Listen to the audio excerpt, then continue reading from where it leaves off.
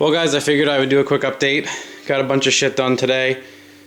Got the belt and the radiator and some of the intercooler stuff done, at least where we think we want to put it. This is a eBay 65 Mustang radiator, narrow for those front ends. And it went in here pretty good. It was just a little bit tall. It was like yay taller. And what I did is these radiator supports are like double stacked. There's empty space. I just cut the top part of the rad support out, so it's only the bottom of the rad support now, and it went right down in. All I did was hammer this lip over. I put two hammers against each other and hammered this lip over flat so it could sit farther in, and I modified these stock brackets, just bent them around a little bit, and it's holding them in. Obviously that's just a giant self-tapper. Normally this guy went about here, so, but it's in there solid. One cool thing for you guys to note, a bunch of cool things. This is an 88 Mustang GT upper hose like we always use. They end up working great. These zip ties are stopping the fan from hitting the turbo right now. I have to trim. This fan already has about a V cut in here, but it's not enough. I just got to cut a little bit for it to get around the rad hose.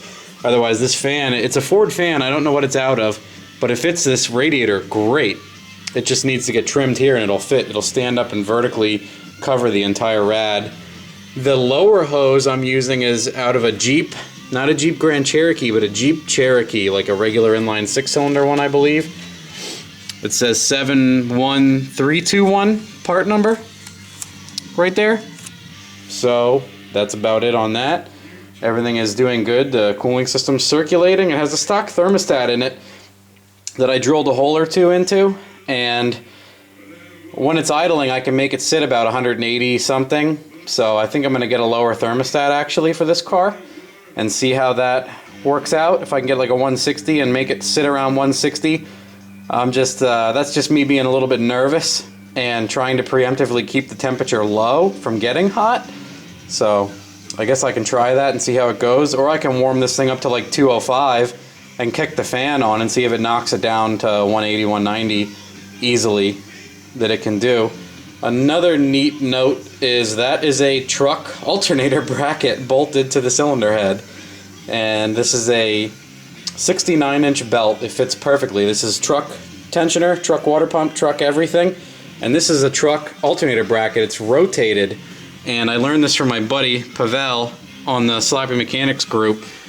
You drill these bolt holes to like 5/8 I have them drilled out to, and then you can get them lining up. It's a little bit off, so you egg the bolt holes a little bit and you bolt this truck bracket on sideways, and it's actually lower than the Corvette alternator mount. Lower than the Corvette. It's already at the right, it's already lined up correctly.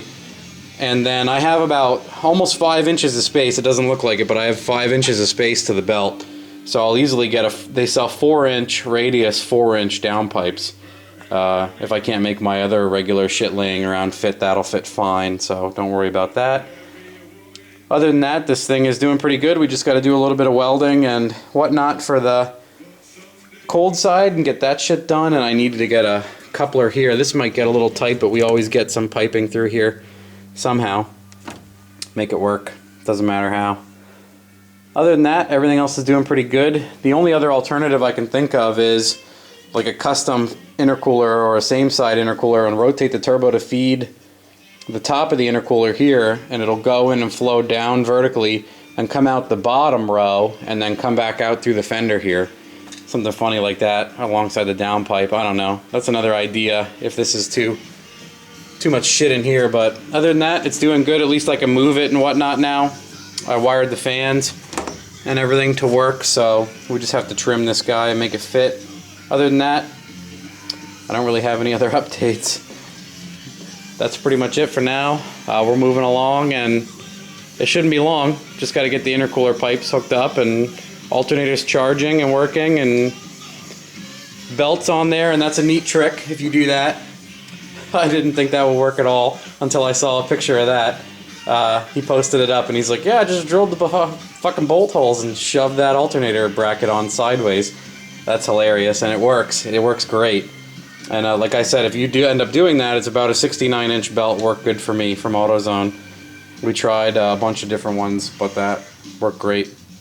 Other than that, that's it.